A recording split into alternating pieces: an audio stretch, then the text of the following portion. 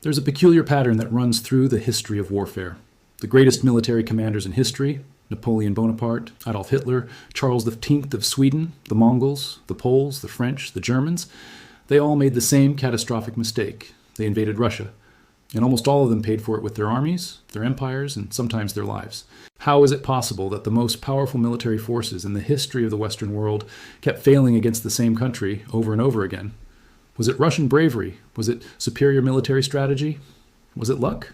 The answer is far more fascinating than any of those. The answer is geography. Russia's physical landscape, its vast steppes, impenetrable forests, brutal winters and enormous distances, has functioned as the world's most effective military defense system for over 1,000 years. Today, we are going to explore exactly how geography saved Russia from every major invasion in its history, why Russia's greatest weapon was never a cannon or a tank, and why, even in the modern era, the geography still defines Russian strategic thinking in ways the West often fails to understand. To understand how geography saved Russia, you first have to understand what Russia's geography actually looks like. Russia is the largest country on Earth. That single fact carries enormous military implications that are difficult to fully grasp from a map. The country spans 11 time zones. From its western border to its eastern coast, Russia stretches roughly 9,000 kilometers, about the same distance as flying from New York to Los Angeles and back again. An army entering Russia from the west would have to travel thousands of kilometers just to reach the political heartland around Moscow, and every single kilometer would be working against them. The western frontier of Russia is dominated by the North European plain, a vast flat expanse that extends from France in the west all the way into Russia. This plain seems, at first glance, like a highway for invading armies. It is flat, it is open, and it allows large forces to move freely. But this is deceptive.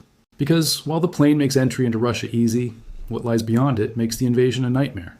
The further an army pushes east, the more the logistics fall apart. Supply lines stretch impossibly thin. Roads in historical eras were often non-existent or turned to mud for months at a time during the Rasputitsa, the season of mud, when spring thaws and autumn rains turned the Russian earth into an impassable quagmire. Rivers became barriers rather than highways, and behind every burning village, behind every retreating Russian unit, lay hundreds of more kilometers of more of the same. Russia also possesses some of the most extreme weather on the planet. Winters in the Russian interior regularly see temperatures drop to -20, -30, even -40 degrees Celsius. These are not winters that soldiers from Western or Central Europe were equipped, physically or psychologically, to endure. Frostbite would claim more men than enemy bullets. Engines would freeze solid. Horses would die by the thousands. Entire armies would simply stop functioning as fighting forces, reduced to desperate, freezing masses of men trying to survive rather than fight. Russia did not need to defeat its enemies on the battlefield. Russia needed only to draw them in far enough, long enough, for the geography to do its work. Part 2. The Mongol Paradox. The one invasion that succeeded and what it teaches us. Before we explore the invasions that failed, we need to briefly address the one that succeeded, the Mongol invasion of the 13th century, because it actually proves our thesis rather than disproving it. In the 1230s and 1240s, the Mongol forces under Batu Khan swept across Russia, sacking city after city, from Ryazan to Vladimir to Kiev. The devastation was catastrophic. Russia would spend the next 2.5 centuries under Mongol domination, a period known as the Tatar yoke. So how did the Mongols succeed where everyone else failed? The answer lies in how they approached the geography. The Mongols were steppe nomads. They were not a Western European army dependent on fixed supply lines, wagons of provisions, and permanent encampments. They moved fast, lived off the land, and fought in winter. Not despite the cold, but because the frozen rivers and frozen ground made movement easier, not harder. Where Western armies were destroyed by the Rasputitsa season of mud, the Mongols timed their invasion to use the Russian winter as a highway across frozen rivers. They did not fight Russia's geography, they worked with it. And yet, even the Mongol success had geographic limits. The Mongol forces stopped at the edge of the European forests and wet terrain of Central Europe. The open steppe that had supported their cavalry-based strategy ended there. Geography stopped their westward expansion just as surely as geography would later stop Western armies from pushing east into Russia. The Mongol invasion is the exception that proves the rule. Conquer Russia's geography, and you can conquer Russia. Ignore it, and Russia conquers you. The first great case study in geography defeating a Western invader is the story of Charles X of Sweden. In the early 18th century, Charles X was widely considered one of the greatest military commanders in Europe, arguably in the world. Sweden was then a major European power, controlling vast territories around the Baltic Sea. Charles had defeated Denmark, Poland, and Saxony in a series of brilliant campaigns, and by 1708 he turned his attention to Russia and the young Tsar Peter the Great. Charles launched his invasion in the summer of 1708 with an army of approximately 40,000 experienced, battle-hardened soldiers, an elite force by any measure of the era, and initially the campaign went reasonably well. But then Russia's geography began to assert itself. Peter the Great adopted a strategy of deliberate retreat, destroying food supplies, burning villages, and leaving nothing for the Swedish army to live off. This was not cowardice. This was strategic genius, born of geographic understanding. The Swedish supply lines stretched thin, then thinner. The army began to suffer from hunger. Then came the winter of 1708 to 1709, and it was one of the coldest winters Europe had seen in centuries. Temperatures in the region of Ukraine where the Swedish army was encamped dropped to extraordinary lows, sometimes approaching minus 30 degrees Celsius. The Swedish soldiers, poorly supplied and caught in the open, froze in their thousands. Horses died. Cannon became unusable. When the Battle of Poltava finally came in July 1709, Charles XIV faced Peter the Great, not with the confident, well-supplied army he had crossed into Russia with, but with a shattered, starving, frostbitten remnant. The result was catastrophic Swedish defeat. Charles himself fled into exile in the Ottoman Empire, and Sweden's era as a great European power effectively ended there. In the mud and snow of a Russian winter, the geography had designed perfectly to break an invading force. No story better illustrates geography's role in Russia's defense than Napoleon's invasion of 1812. Napoleon Bonaparte at this point was the master of Europe. He had defeated Austria, Prussia, and Russia itself in previous campaigns. The Grande Armée he assembled for the Russian campaign was the largest single military force ever assembled in European history up to that point. Approximately 600,000 soldiers drawn from across the French Empire and its satellite states. Napoleon believed the campaign would be swift. He expected to engage the Russian army in a decisive battle near the frontier, crush it, and force Tsar Alexander I to the negotiating table within weeks. What happened instead became one of history's most catastrophic military disasters, and geography was the architect of that disaster at every stage. The Russian army, commanded by generals like Barclay de Tolly and later Kutuzov, refused to give Napoleon the decisive engagement he needed. They retreated, and they retreated, and they retreated further, burning supplies as they went, leaving nothing for the French to eat, scorching the earth for hundreds of kilometers, drawing Napoleon deeper and deeper into Russia's interior, where every kilometer from the French border meant longer supply lines, more exhausted horses, more starving soldiers. Napoleon reached Moscow in September 1812 and found it largely abandoned and on fire, set ablaze by the Russians themselves, rather than let it serve as winter quarters for the French. He waited in Moscow for weeks, expecting Alexander to negotiate. Alexander never did, because Alexander understood something Napoleon did not. Time and geography were on Russia's side, not France's. Every day Napoleon waited in Moscow, his army weakened. Every day the Russian winter crept closer. When Napoleon finally began the retreat from Moscow in October 1812, the full horror of what geography had done to his army became apparent. The Grande Armée that had entered Russia with 600,000 men left it with fewer than 100,000. The rest had died. From battle, yes, but far more from starvation, disease, exhaustion, and above all, cold. The retreat across the Russian steppe in the grip of a Russian winter was one of the most brutal experiences in military history. Soldiers froze solid overnight. Men became so desperate for warmth, they huddled inside the carcasses of dead horses. The most powerful army in the world was simply consumed by the Russian landscape. Geography had not just defeated Napoleon, it had annihilated him. One might think that after Napoleon's catastrophic failure, no future military commander would repeat the same mistake. One would be wrong.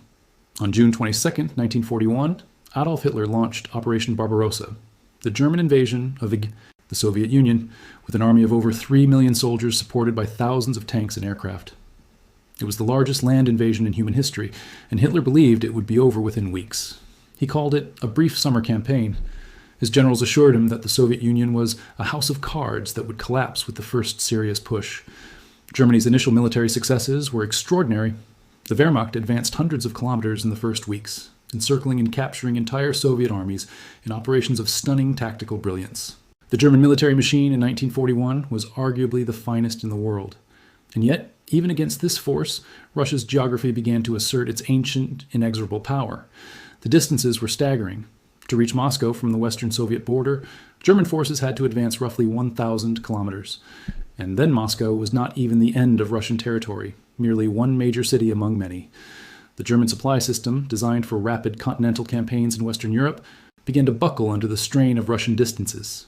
Roads, where they existed at all, were often dirt tracks that became impassable rivers of mud during the Rasputitsa. Soviet railways used a different gauge track from the European standard, meaning German trains could not operate them without time-consuming track modifications. Spare parts for tanks and vehicles were consumed far faster than they could be replaced. By the time German forces reached the outskirts of Moscow in late November 1941, they were looking at the spires of the Kremlin through their binoculars, and they were also effectively broken as an offensive force. Then winter arrived, and it was another of those legendary Russian winters, temperatures plunging to minus 40 degrees Celsius in places. German soldiers, equipped for a brief summer campaign that was supposed to have ended months earlier, had no adequate winter clothing. Engines seized, weapons jammed, men lost fingers and toes and noses to frostbite before they could be shot by the enemy.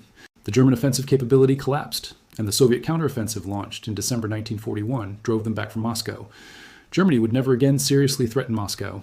From that point, the trajectory of the Eastern Front was determined. Slowly, bloodily, agonizingly, but inevitably, the strategic balance had shifted against Germany, and that shift had been engineered, at least in part, by Russian geography, doing exactly what it had done to Charles X and Napoleon before Hitler. Part 6. The Strategic Depth Doctrine. How Russia learned to use its geography. These historical experiences were not lost on Russian and Soviet military thinkers. Over centuries, Russia developed a coherent strategic doctrine built around the deliberate exploitation of its geographic advantages. This doctrine, often called strategic depth, holds that Russia's best defense is not to hold every meter of its frontier against an invader, but to trade space for time, drawing an enemy deeper into Russian territory, stretching their logistics, exhausting their forces, and ultimately delivering a decisive blow against an already broken enemy. This doctrine was not passive or defeatist. It was coldly rational.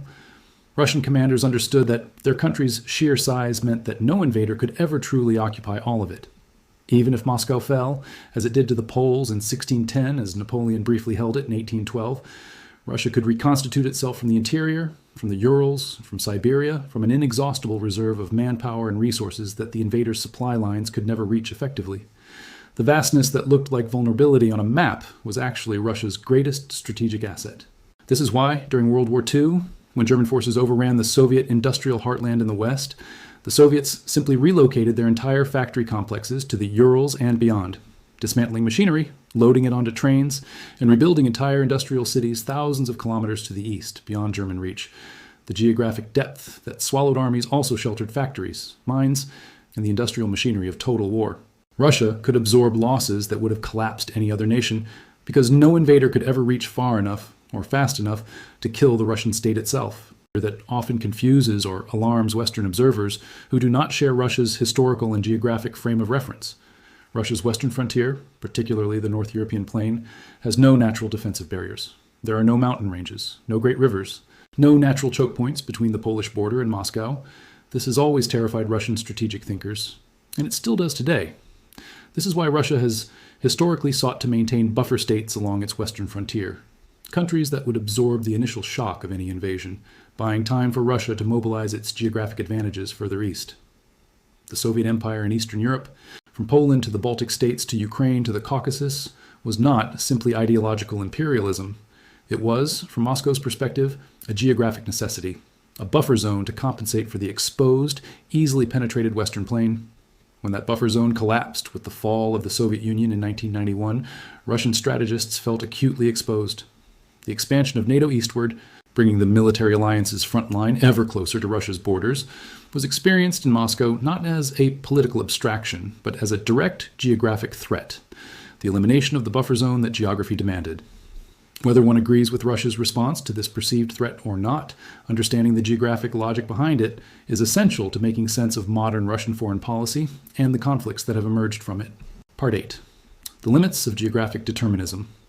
What geography cannot explain. It would be a mistake to suggest that geography alone explains everything about Russia's military history. Geography is a constraint and an enabler, but it operates through human choices. Russia has also been defended by extraordinary human resilience, by the willingness of its people to absorb staggering losses in defense of their homeland, and by leaders and commanders who understood how to harness geographic advantages rather than squander them. Peter the Great's deliberate strategy of retreat against Charles X was not simply geography doing its work. It was a human being making the correct strategic decision to let geography fight for him. Kutuzov's decision not to defend Moscow against Napoleon, to let it go and preserve the army, was politically courageous and strategically brilliant. Stalin's decision to relocate Soviet industry eastward ahead of the German advance was an enormous logistical achievement that geography made possible, but human organization made real. Nor should we forget that geography has not always protected Russia. The Mongols, as we noted, succeeded by working with Russian geography rather than against it. And in the Crimean War of the 1850s, Russia's geographic depth worked against it, making it difficult to concentrate forces and supply troops in the Crimean Peninsula against the more mobile British and French forces who controlled the sea. Geography is a constant factor, but it is not a magic shield. It is a set of conditions within which military and political strategy must operate. The story of how geography has protected Russia across the centuries is one of the most remarkable threads in all of military history. Time after time, the greatest armies of their eras, from Sweden's disciplined infantry to Napoleon's Grande Armée to Hitler's Wehrmacht, have entered Russia confident of swift victory and found themselves consumed by distance, mud, cold, and the sheer, pitiless scale of the Russian landscape. Geography did not fight them with guns or strategy. It simply existed on a scale they could not comprehend from their maps and their planning tables, and it broke them. Russia is often described as a great power by virtue of its military strength or its nuclear arsenal. But the deeper truth is that Russia's greatest military asset has always been the land itself. The vast, cold, deep land that turns invaders into victims and makes total conquest not merely difficult, but effectively impossible for any army operating on extended supply lines from a distant homeland. The snow does not negotiate. The distances do not compromise. The mud shows no mercy. This geographic reality has shaped Russian culture, Russian identity, and Russian strategic thinking in profound ways. Russians know at some level that does not always need to be articulated, that their land has always been their ultimate defender. The suffering that comes with living in such a land, the long winters, the vast distances, the harshness of the environment, is the price paid for a form of natural security that no other nation on earth possesses to quite the same degree. And for any power that might, in the future, contemplate a confrontation with Russia, the lesson of history is clear and consistent. Russia's geography is not a weakness to be exploited. It is a fortress that has never truly fallen. The commanders who forgot that, or who believed that modern technology, superior training, or sheer military will could overcome the fundamental realities of Russian space, paid a price measured in hundreds of thousands of lives and the ruins of their ambitions. The land remembers, even when the history books are forgotten, and the land will always be there, patient and vast and cold, waiting. If history teaches us anything about Russia, it is this. The most powerful weapon the country has ever possessed was never forged in any factory. It was already there, stretching endlessly in every direction, long before the first soldier ever crossed its borders. Russia's greatest general has always been General Winter. Russia's greatest fortress has always been the land itself. There is one final dimension worth recognizing: the human cost on the Russian side. Geography saved Russia, but it did not save Russians from suffering. Every invasion, even those that failed, tore through Russian territory devastatingly. Villages were burned, civilians massacred, harvests destroyed. The scorched earth policy that denied Napoleon his supplies also denied Russian peasants their homes. The vast distances that exhausted German supply chains in 1941 also meant cities like Leningrad and Stalingrad endured sieges of incomprehensible scale. This is a dimension of the geography thesis that is easy to overlook when examining the strategic and military dimensions. From a bird's-eye view, Russian geography appears as an inevitable, implacable defense mechanism. But from the ground level, the geographic strategy of trading space for time meant trading homes, livelihoods, and often lives. The burned villages of 1812, the besieged cities of 1941, these are the human price of geographic defense. Russia's geography made its state unconquerable, while making its people's experience of war uniquely terrible. Both things are true simultaneously, and any honest reckoning with this history must hold both in mind.